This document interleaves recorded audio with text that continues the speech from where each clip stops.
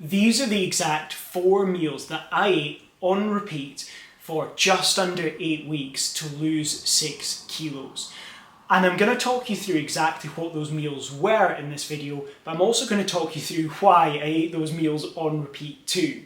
And what I want to do is I want you to follow this process so that you can make it as easy as possible to drop weight just like I did, without the decision fatigue, without the overwhelm that comes with a weight loss phase. Now, if you are in your own weight loss phase right now, or you're just trying to get this one kick-started, then if you jump into the description, you'll see there that there is a link to my free weight loss plan, which is going to take you through how to structure a diet, how to track your progress, and how to make the most of your diet, how to speed up progress too. So you can jump into the description for that. But let's get to it. In terms of the meals that I had, what I did is I kept it incredibly simple. I picked 2 meals from breakfast and I picked 2 meals for lunch, and I just ate those meals on repeat. And the reason I did this is super simple. It's all to do with decision fatigue. And this is something that I didn't do the first time I went to lose weight, and it's one of the reasons it was so much harder way back when.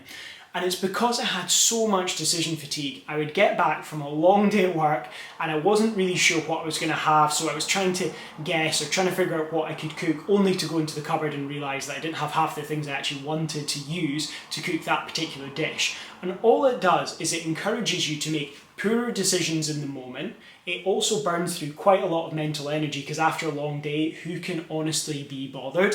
And thirdly, it also means that you tend to eat less structured meals. It means that you're not going to be as full after those meals, because you're kind of picking things that are suboptimal, but let's talk honestly, just things that are easy, right? You end up with your beans on toast, and look, that's fine maybe once in a while, but it's probably not a recipe for weight loss success if that's your dinner every night.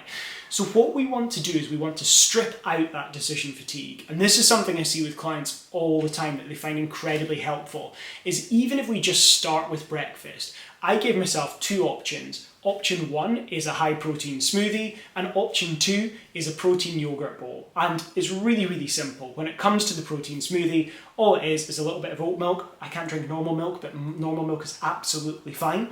You could have that, and you're having a bunch of berries on top, and I had a small amount of chia seeds on top of it as well. Then it comes over to a yogurt bowl, and I'm going to have something really, really similar. You'll notice there's a trend here. I'm having a big bowl of high protein yogurt, and I'm also having a bunch of fruit, typically lots of berries. My little hack for this is berries do tend to go off quite quickly, so I used frozen berries to make my life easier, because you can buy like a 1.5 kilo bag dead cheap, and you can just chuck it in your freezer and it does the job really nicely. Occasionally I throw in some fresh berries and fruit when I get it, but equally if I go into my fridge and I'm like, oh, I've got none left, then I've got something there so I can stick to those meals. So I ate those 2 meals on repeat, and I could switch between either one because the calories are roughly the same and the protein is also roughly the same. So it keeps my life super, super simple. What I tend to do is I make the smoothie really quite thick, because I find that I drink it slower, which leads to a little bit more fullness. And when it comes to the bowl, well, it's just a bowl of yogurt, so there's not really much prep involved in that. It just makes life super simple. And you've got the best of both worlds here. You've got lots of protein, which keeps fullness high, but you also have lots of fruit, which keeps fullness high as well. And if you do make that smoothie thicker, because you're sipping it over a long period of time, it works really well to keep you quite full. A thinner smoothie might not do the job in quite the same way, so just a little tweak there that you can make.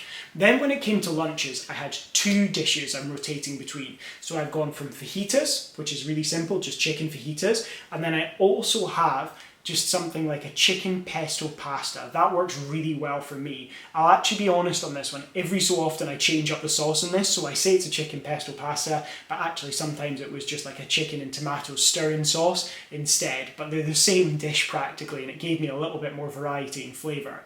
So that meant I have some really simple options. When I make the chicken pesto pasta, it's dead easy. I'm just obviously making some chicken, I'm chucking it into some pasta with lots and lots and lots of veggies, and that means that I've got something, and then mixing it with pesto obviously, and I've got something really, really simple that I can make in bulk, which is the biggest advantage of that, and then I can make fajitas in bulk as well.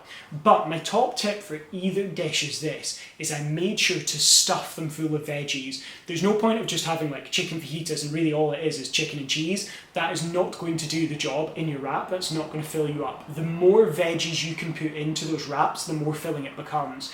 A lot of the time clients will say to me, oh, but the wraps are quite high in calories, you've got 180 calories for that, that pushes the calories up. But here's the thing, you often only need one fajita if you absolutely ram it full of veg, loads of mushrooms, loads of peppers, those kind of things you can have in really big volume with really low calories. The same applies to this chicken pesto pasta as well. I used reduced fat pesto, which helps bring the calories down. I'm only putting a small amount of cheese, by the way, on the fajitas. That's something that's worth mentioning. That's my other tip. And also reduced fat pesto for the pasta.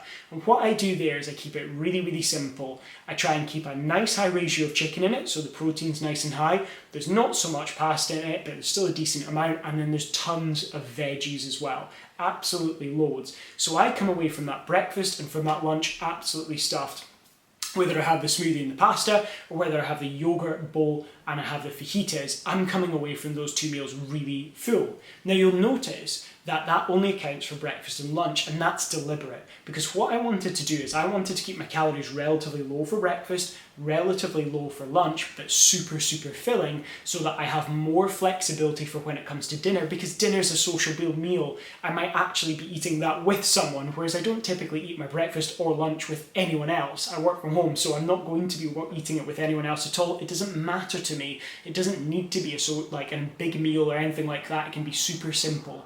Whereas for dinners, I might want a bit more flexibility. So if I know that I'm having 400 to 500 calories for breakfast, 500 to 600 for lunch, and I'm sitting on 2,000 calories, I've got 900 calories to play with for dinner. Now I'm still going to have to make smart choices, but it makes my life much, much easier. And not only that, that breakfast, that lunch fill me up so much that it makes it much easier to make a sensible choice at dinner, because I'm usually not starving.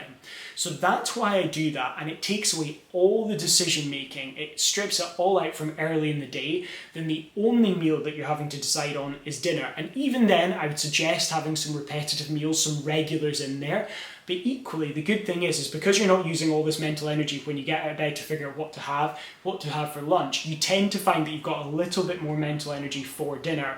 And if you do have a few normal go-tos for dinner, it really, really helps. And something that I just want to touch on, you'll notice the meals I've suggested. The breakfast obviously takes no real prep. It takes 2-3 minutes to make the smoothie, and it takes like 2 minutes max to make the kind of yogurt bowl. If that, I'm just slicing up some berries if needed, if they're fresh, and if not, I'm just chucking them in and microwaving them for maybe 10 seconds beforehand so they're not so frozen.